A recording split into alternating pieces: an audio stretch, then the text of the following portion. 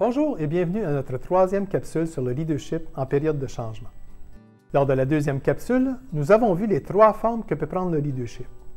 Si vous n'avez pas eu la chance de voir cette vidéo, vous pouvez trouver le lien direct dans la description ci-dessous.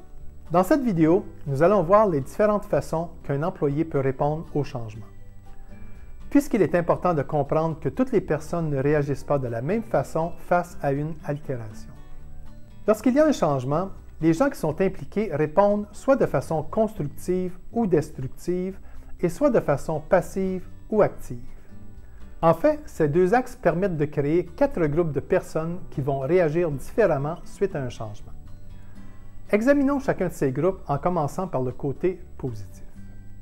Les gens qui sont constructifs et qui vont s'impliquer activement dans la réalisation du changement sont ce qu'on appelle les supporters actifs. Pour eux, le changement est une opportunité. Ils vivent de l'espoir, de l'excitation, de l'optimisme et ils veulent s'impliquer dans la résolution des problèmes. Ils représentent habituellement de 5 à 10 % des gens.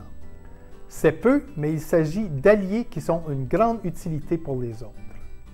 Les personnes qui sont positives mais qui ne s'impliquent pas activement font partie des disciples loyaux.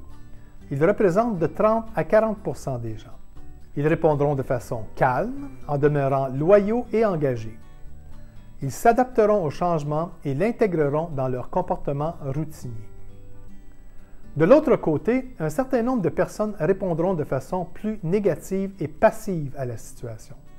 Ce sont les blessés de guerre. Ces personnes se sentiront vulnérables, seront inquiètes, vivront de l'anxiété et auront généralement tendance à se retirer et à procrastiner.